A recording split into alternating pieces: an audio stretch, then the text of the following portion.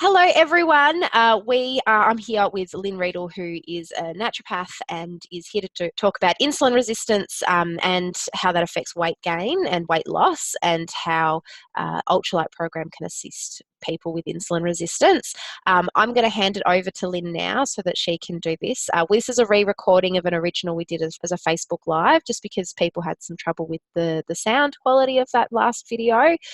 So we're just re-recording this now for everyone. So I'm going to share Lynn right now, and she can walk us through insulin resistance. Hello, Lynn. Thank you for joining us. Yeah, hi, Kristen. Take two. Take two. So I'm going to hand over the floor to you, and you can chat to this topic for us. Alrighty. Okay. So, look, I'm not sure how much people know about insulin resistance, but really what I want to talk about. Oh no, my battery's running low, so I'm going to have to move this. Here I go. Yeah.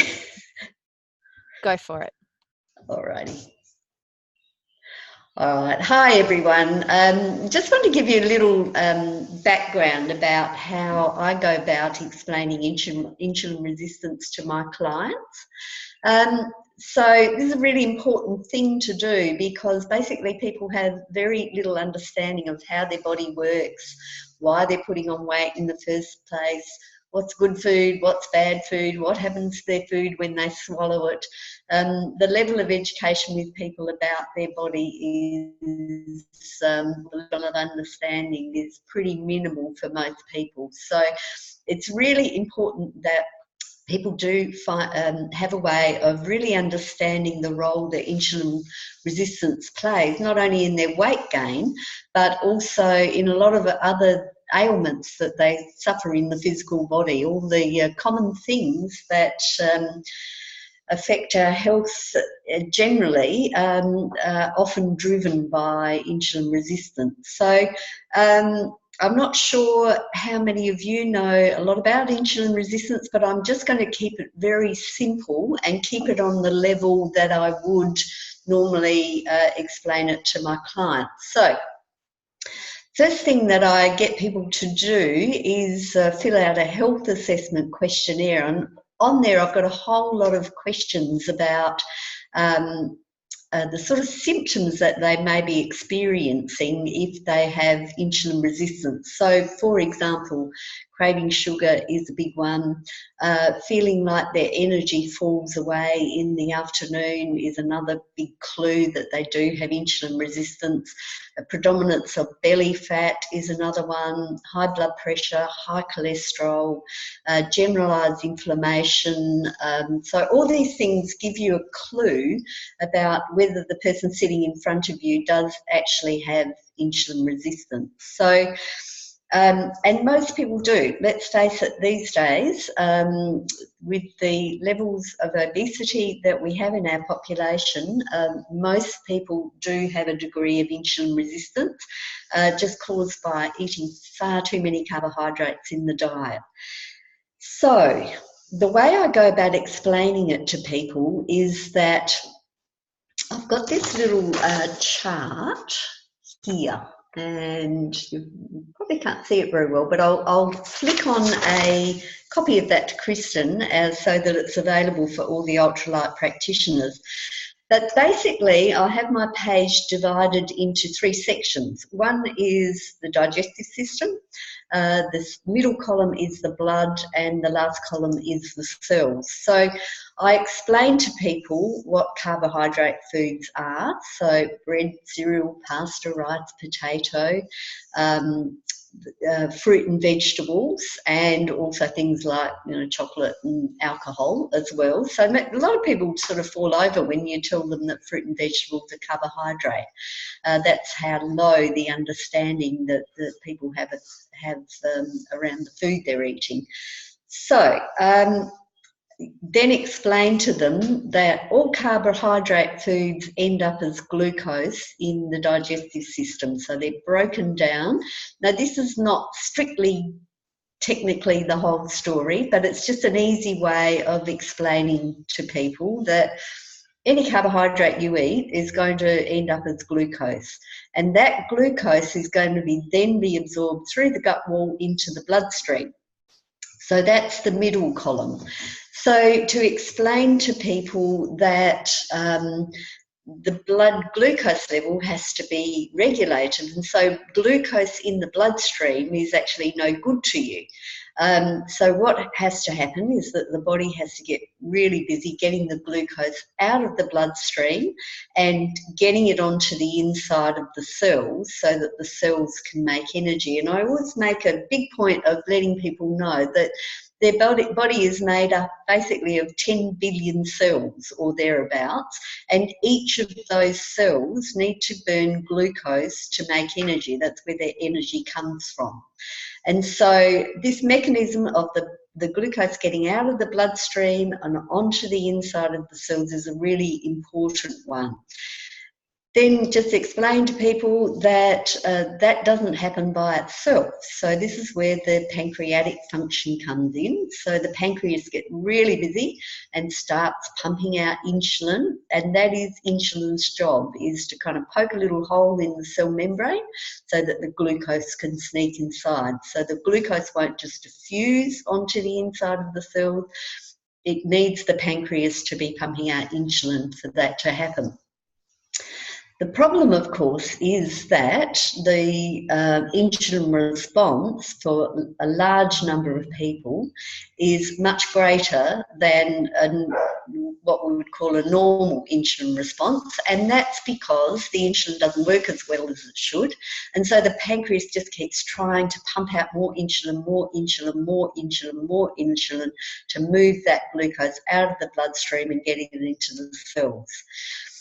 Now, the thing about having high insulin is that it drives a whole lot of other side effects in the body. One of them is that insulin is a hormone that directs your body to store fat on your belly. And so if your body is consistently pumping out large amounts of insulin, instead of the glucose getting into the cells and being used as energy, what happens is that the insulin gets directed into the belly fat and gets stored there. And the consequence of that is that by the middle of the afternoon, the cells have run out of energy, and so that sets up that cycle of people looking for that big sugar hit and maybe a caffeine hit to go with it in the middle of the afternoon, which of course just drives this vicious cycle of more sugar, more insulin, more sugar, more insulin, and all the horrible side effects that go with that. So that often switches on a light for people, and they understand why they have that real drop in energy in the afternoon. A lot of people say they could easily go for a nana nap, and that's what's actually happened. The cells have run out of glucose. So that's the first thing to help people to understand, is that a high carbohydrate diet drives high release of insulin. If the insulin is not effective, the pancreas just keeps pumping it out and pumping it out and pumping it out.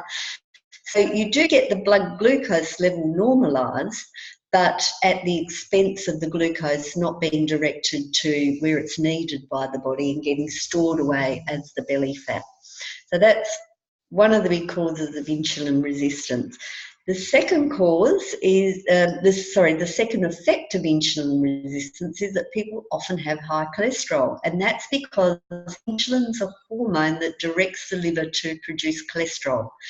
So people's high cholesterol often doesn't come from the food they're eating in terms of the amount of fat that they're consuming, but it's more this mechanism that the body is always making cholesterol, the liver's making cholesterol, and high insulin directs the liver to make more and more and more cholesterol as well. So not only do you get the belly fat, you also get the high cholesterol to go with it. The other thing that high insulin does is it drives the release of these hormones in the body called vasoconstrictors, and they're the hormones that make the blood vessels get tight. And so that's where people's high blood pressure comes from too, is by eating too many carbohydrate foods, pumping out too much insulin, and it drives this increase in blood pressure. Insulin is a big driver of inflammatory response in the body. So the body's got the ability to produce inflammatory cytokines and anti-inflammatory cytokines. And if you have a high carbohydrate diet and you have insulin resistance, you're going to drive a whole lot of inflammation in the body. So people who are overweight commonly have lots of aches and pains in their joints, but all over the body as well as this very dangerous background inflammation that's been driven on a meal-by-meal basis. And we now know that high inflammation drives so many of the chronic diseases that get us in the end. So one of the delightful things about putting people on the Ultra Lite program is that their inflammatory response drops quite dramatically within the first couple of weeks, and people really notice that. So I've had, some remarkable instances of this over the years. So I remember one lady who was in her 70s who thought that she was in for a knee replacement, and literally she could hardly walk from the waiting room and into my office. Within 2 weeks, she was virtually walking normally. She was sleeping at night because her pain levels in her knee had dropped down so much. There was another lady too who'd had a fall and had really injured her back. It was about 10 years previously that this has happened. And she was taking, I think it was something like 12 Panadine 4 a day, something like that, to try and control the pain. The very next time I saw her, she said that she'd dropped her medication. She'd only had 1 Panadine Forte. So absolutely remarkable, this anti-inflammatory effect that people get. So it's such a wonderful selling point of the program. If you really understand what goes on with insulin resistance and all the horrible side effects that happen as a result of that in the body, rather than just making this a program about losing weight, we can really sell it to people and say, look, I know that if you do this program, you're going to feel so much better in so many ways.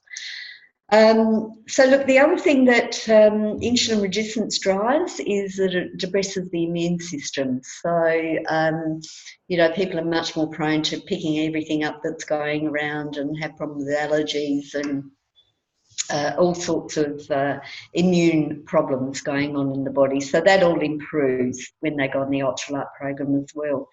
So that's the first thing that I explain to people, and really just go through it very slowly with people, invite their questions, just make sure that they really understand this link between what happens when they swallow the food that they've eaten and what does the pancreas do in response to that, and what are going to be all the flow-on effects of that.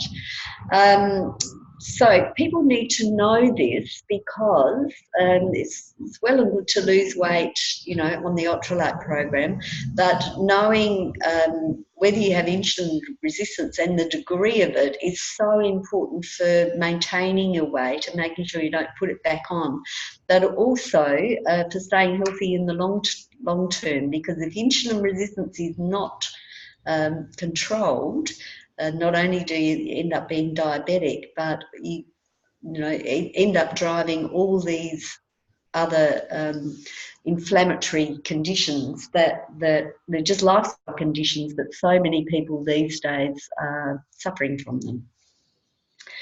So the other thing that I try and get people to understand is why, for example, they shouldn't have an all-carbohydrate breakfast. So once people have been on the Ultra Lite program, they love the idea of going back to their toast or cereal or porridge because I think it's quick and easy. So it's really important to educate people about the need to have protein. So what I do with people is explain to them that if they have their big carbohydrate breakfast in the morning, what happens is that they switch on insulin and they don't switch on the opposite hormone to insulin that the pancreas can pump out, called glucagon.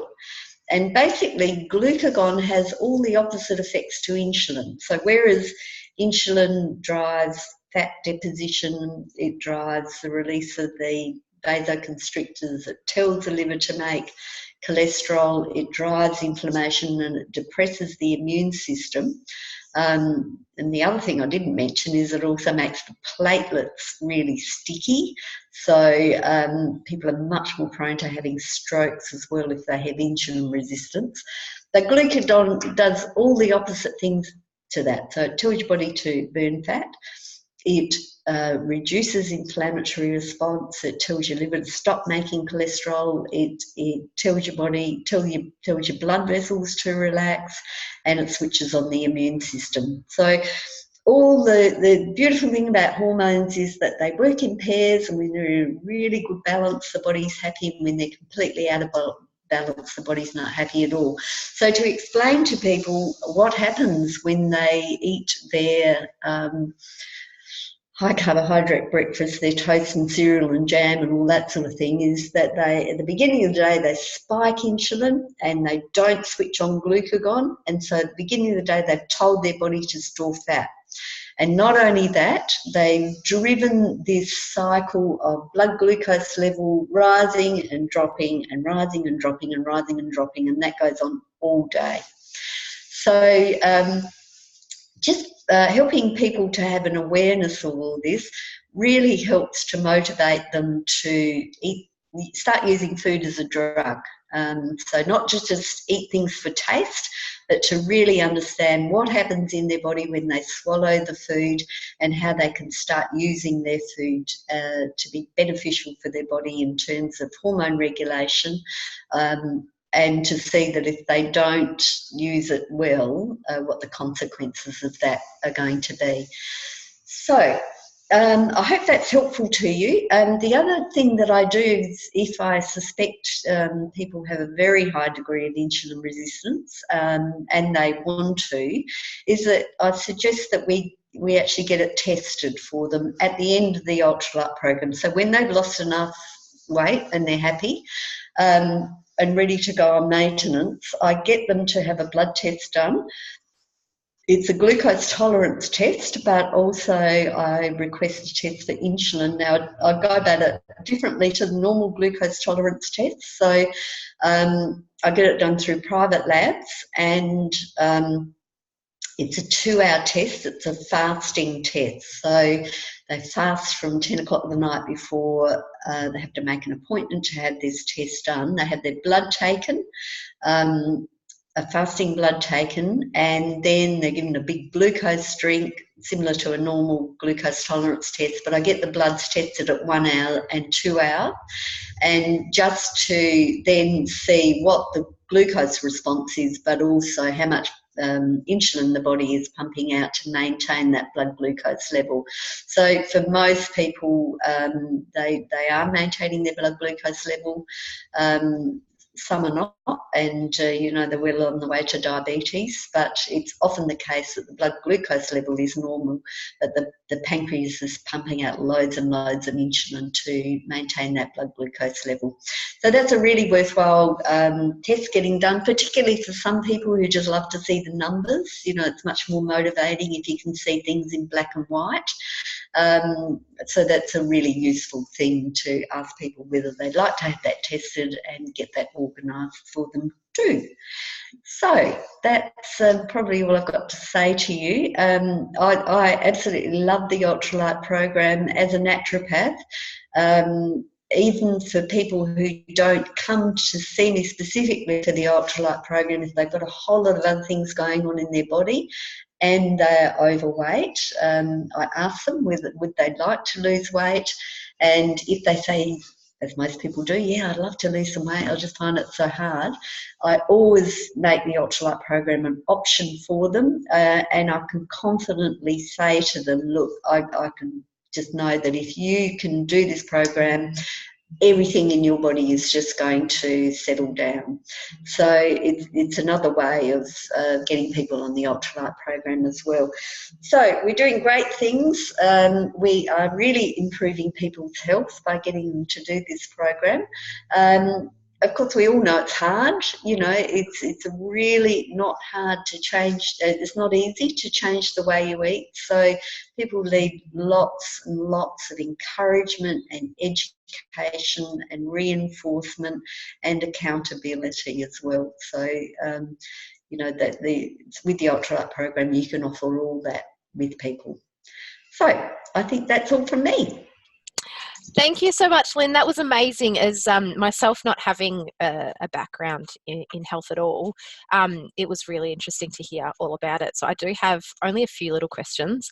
I was wondering from that chat, would you consider, or would there be a need, or to suggest testing someone for insulin resistance before they start the ultralight program? And would there be any interest in, a comparison of those to see? Yeah, look, it's interesting to do it, but it's possibly not that helpful. So you can really pick it just by looking at people's body shape and the sort of symptom that they're having, that they have got insulin resistance. But the wonderful thing about stripping off belly fat is it improves the insulin response.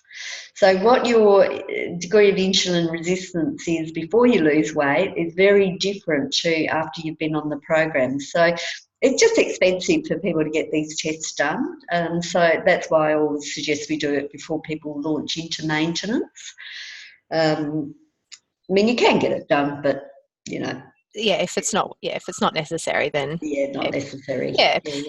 So insulin resistance, obviously, it doesn't just appear, I'm assuming it doesn't just appear when someone becomes overweight. Is it possible to be insulin resistant and be, only have maybe a couple of kilos to lose, or maybe have no weight to lose at all? Still be in that. Yeah. So it's not just not just so you can be insulin resistant and thin. Yeah. That's less common. Mm-hmm. Usually it's driven by people just having far too many carbs in their diet, refined carbs. So it just puts pressure on the pancreas all the time, meal by meal, snack by snack. And, so basically the insulin just starts to not work as well as it did. So the other thing that's prevalent these days too is that insulin resistance and fatty liver are so commonly related. So the amount of fatty liver that we have in our society these days, even in children, is horrifying. And it ends up as cirrhosis of the liver. So it's called non-alcoholic fatty liver disease, really common these days. So cirrhosis used to be only alcoholics that got that, but we're just in for major health problems. So insulin resistance is just a huge driver of all these things. Yeah, absolutely. And one of the questions I wrote down early in the piece was, but you did answer it later on, was about does insulin resistance turn into diabetes if it goes unchecked, which you said it does. Yes, it will. Yeah, absolutely. Yeah. And I mean, I know there's different types of diabetes. So is it reversible? Like once you do kind of... Absolutely. So the way I explain it to people is I show them a straight line. Mm-hmm. So down this end is someone with normal carbohydrate metabolism.